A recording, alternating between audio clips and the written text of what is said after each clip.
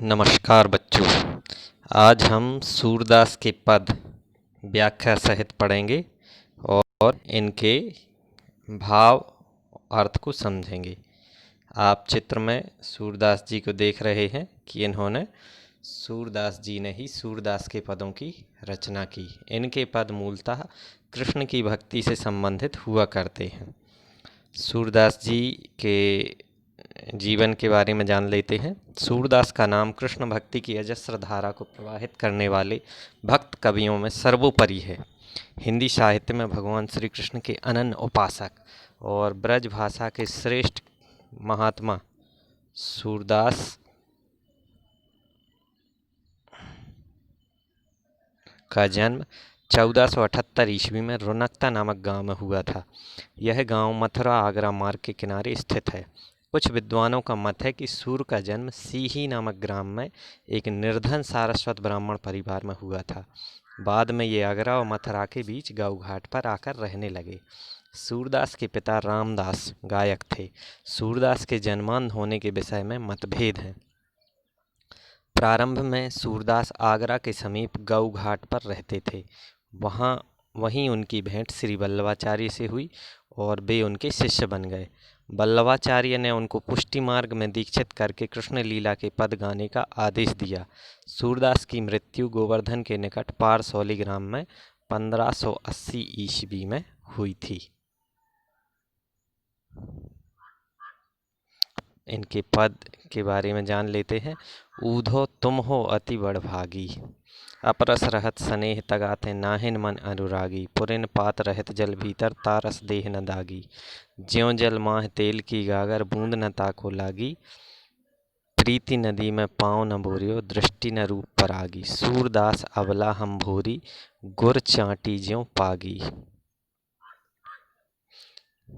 ये सूरदास की व्याख्या है पद की।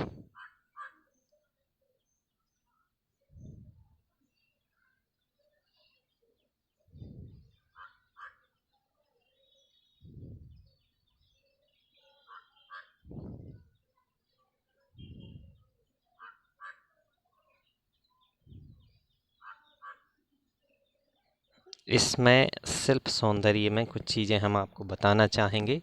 ये यहाँ पर ज्यों शब्द आया है, यहाँ और यहाँ। इन पंक्तियों में उत्प्रेक्षा अलंकार होगा। कौन सा अलंकार होगा? उत्प्रेक्षा। ये आप शिल्प सौंदर्य में लिख लेंगे, है ना। प्रीति नदी में रूपक अलंकार है। कौन सा अलंकार है? रूपक अलंकार है। ये आप इस चीज़ को नोटिस कर लेंगे। और इसकी भाषा जो है वो ब्रज भाषा है। इस पद में गोपियों ने उद्धव के ज्ञान मार्ग और योग साधना को नकारते हुए उनके प्रेम संबंधी उदासीनता को लक्ष्य कर व्यंग किया है। साथ ही भक्ति मार्ग में अपनी आस्था व्यक्त करते हुए कहा है कि हे उद्धव जी, आप बड़े भाग्यशाली हैं जो प्रेम के बंधन में नहीं बंधे और ना आपके मन में किसी के प्रति कोई अनुराग जागा। जिस प्रकार जल में रहने वाले कमल के पत्ते पर एक भी बूंद नहीं ठहरती, जिस प्रकार तेल की गगरी को जल में भिगोने पर उस पानी की एक भी बूंद नहीं ठहर पाती, ठीक उसी प्रकार आप श्री कृष्ण रूपी प्रेम की नदी के साथ रहते हुए भी उसमें स्नान करने की बात तो दूर, आप पर तो श्री कृष्ण के प्रेम की एक छींट भी नहीं पड़ी। अतः आप भाग्यशाली नहीं हैं, क्योंकि हम तो श्री कृष्ण के प्रेम की नदी में डूबती उतरती रहती हैं। हे उद्धव जी, हमारी दशा तो उस चींटी के समान है जो गुण के प्रति आकर्षित होकर भी वहाँ जाती है और चिपक जाती है और चाहकर भी अपने को अलग नहीं कर पाती और अपने अंतिम सांस तक बस वहीं चिपके रहती है। ये इसका भावार्थ होगा। इसमें निर्गुण की उपासना के प्रति उद्धव की अनुरक्ति पर व्यंग करते हुए गोपियों ने कहना चाहा है कि हम आप जैसे संसार में विरक्त नहीं हो सकते। हम सांसारिक हैं, अतः एक दूजे से प्रेम करते हैं। हमारे मन में कृष्ण की भक्ति और अनुरक्ति है। कृष्ण से अलग हमारी कोई पहचान नहीं है। हम अबलाओं के लिए ज्ञान मार्ग बड़ा कठिन है। अगला जो पद है वो है मन की मन ही मांझ रही, कहिए जाई कौन पे ऊधो, ना ही करत पही। है ना। ये आपके पास किताब होगी, उसमें आप इसको पढ़ लेंगे। इसमें शिल्प सौंदर्य में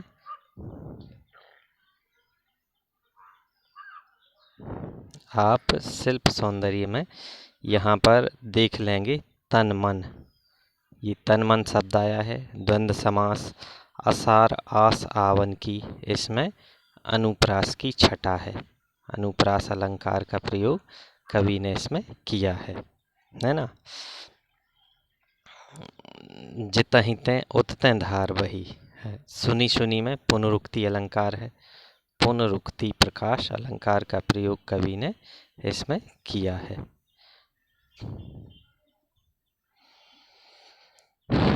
तो इसमें कवि ने यही बतलाया है कि श्री कृष्ण के मित्र उद्धव जी अब कृष्ण का संदेश सुनाते हैं कि वे नहीं आ सकते। तब गोपियों का हृदय मचल उठता है और अधीर होकर उद्धव से कहती हैं, हे उद्धव जी, हमारे मन की बात तो हमारे मन में ही रह गई। हम कृष्ण से बहुत कुछ कहना चाह रही थी, पर अब हम कैसे कह पाएंगी। हे उद्धव जी, जो बातें हमें केवल और केवल श्री कृष्ण से कहनी है, उन बातों को किसी और को कहकर संदेश नहीं भेज सकती। श्री कृष्ण ने जाते समय कहा था कि काम समाप्त कर वे जल्दी ही लौटेंगे। हमारे तन और मन उनके वियोग में दुखी हैं, फिर भी हम उनके वापसी का समय का इंतजार कर रही थी। मन में बस एक आशा थी कि वे आएंगे तो हमारे सारे दुख दूर हो जाएंगे। परंतु श्री कृष्ण ने हमारे लिए ज्ञान का, योग का संदेश भेजकर हमें और भी दुखी कर दिया। हम तो पहले ही दुखी थीं, अब इस संदेश ने हमें कहीं का नहीं छोड़ा। हे उद्धव जी, हमारे लिए यह विपदा की घड़ी है। ऐसे में हर कोई अपने रक्षक को आवाज़ लगाता है, पर हमारा दुर्भाग्य देखिए कि ऐसी घड़ी में हम जिसे पुकारना चाहती हैं वही हमारे दुख का कारण है। हे उद्धव जी, प्रेम की मर्यादा है कि प्रेम के बदले प्रेम ही दिया जाए, पर श्री कृष्ण ने हमारे साथ छल किया है। उन्होंने मर्यादा का उल्लंघन किया है, अतः अब हमारा धैर्य भी जवाब दे रहा है। प्रेम का प्रसार बस प्रेम के आदान प्रदान से ही संभव है और यही इसकी मर्यादा भी है। प्रेम के बदले योग का संदेशा देकर श्री कृष्ण ने मर्यादा को तोड़ा तो उन्हें भी जली कटी सुननी पड़ी, और प्रेम के बदले योग का पाठ पढ़ाने वाले उद्धव को भी व्यंग और अपमान झेलना पड़ा। अतः किसी के प्रेम का अनादर करना अनुचित है। हमारे हरि हारिल की लकड़ी, मन क्रम वचन नंद नंदन और यह दृढ़ कर पकड़ी। जागत सोवत स्वप्न दिवस निशी, कान कान जकरी।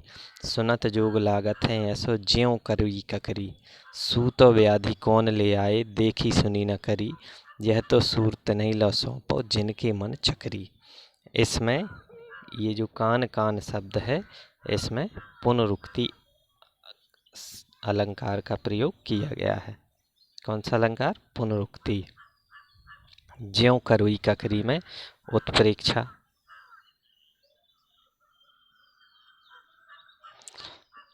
मन क्रम वचन नंद नंदन, और इस पंक्ति में अनुप्रास अलंकार है। ये इसका शिल्प सौंदर्य हो जाएगा, भाषा शैली है ना की दृष्टि से। भाव इसका देख लेते हैं। महाकवि सूरदास द्वारा रचित सूर सागर के 5वें खंड से उद्धृत इस पद में गोपियों ने उद्धव के योग संदेश के प्रति अरुचि दिखाते हुए कृष्ण के प्रति अपनी अनन्य भक्ति को व्यक्त किया है।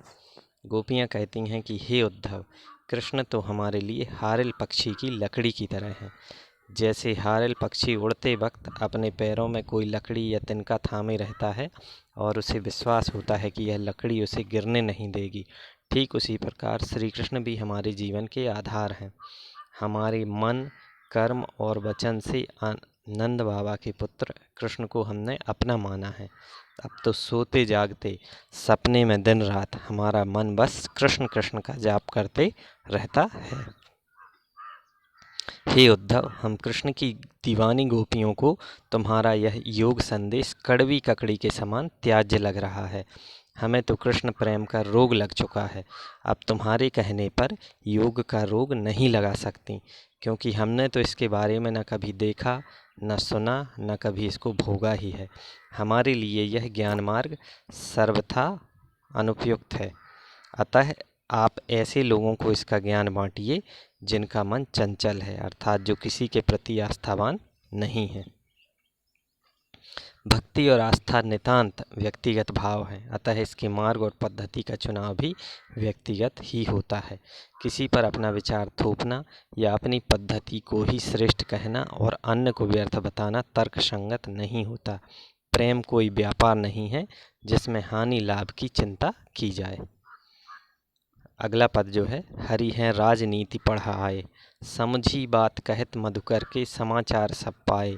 एक अति चतुर होते पहले ही अब गुरु ग्रंथ पढ़ाए, बड़ी बुद्धि जानी जो उनकी योग संदेश पठाए। ऊधो लोग भले आगे के परहित डोलत धाए, अब अपने मन फेर पाई हैं चलत जूहते चुराए। ते क्यों अनीति करें आपुन जे और अनीति छुड़ाए, राज धर्म तो यह सूर जो प्रजा न जाहि सताए।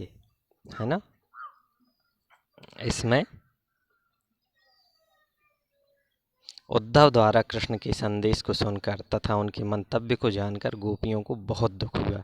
गोपियां बात करती हुई व्यंग पूर्वक कहती हैं कि वे तो पहले से ही बहुत चतुर चालाक थे, अब राजनीतिक कारण से मथुरा गए हैं तो शायद राजनीति शास्त्र में भी महारत हासिल कर ली है और हमारे साथ ही राजनीति कर रहे हैं। वहां जाकर शायद उनकी बुद्धि बढ़ गई है, तभी तो हमारे बारे में सब कुछ जानते हुए भी उन्होंने हमारे पास उद्धव से योग का संदेश भेजा है। उद्धव जी का इसमें कोई दोष नहीं, वे तो अगले ज़माने के आदमी की तरह दूसरों के कल्याण करने में ही आनंद का अनुभव करते हैं। हे उद्धव जी, यदि कृष्ण ने हमसे दूर रहने का निर्णय ले ही लिया तो हम भी कोई मरे नहीं जा रहे हैं। आप जाकर कहिएगा कि यहाँ से मथुरा जाते वक्त श्री कृष्ण हमारा मन भी अपने साथ ले गए थे। हमारा मन तो उन्हीं के साथ है, उसे वे वापस कर दें। अत्याचारी का दमन करना, प्रजा को अत्याचार से मुक्ति दिलाने के लिए वे मथुरा गए थे, परंतु वहाँ जाकर वे स्वयं हम पर अत्याचार कर रहे हैं। उनको कहिएगा कि अत्याचारी को कोई हक नहीं कि वह किसी दूसरे अत्याचारी पर उंगली उठाए। हे उद्धव जी, आप उनसे कहिएगा कि वे हमारे राजा हैं और राजा होने के नाते उन्हें कोई भी ऐसा काम नहीं करना चाहिए जिससे उनकी प्रजा को किसी भी प्रकार से कोई कष्ट पहुँचे। यही एक राजा का धर्म होता है। गोपियों ने अपनी बातों से जताया है कि वे कृष्ण से अलग हो ही नहीं सकती, उनका मन सदा कृष्ण में लगा रहता है। गोपियों ने अगले ज़माने का आदमी कहकर उद्धव पर तो व्यंग किया ही है, बात ही बात में उन्होंने श्री कृष्ण को उलाहना भी दिया है कि योग संदेश भेजकर उन्होंने अत्याचार किया है।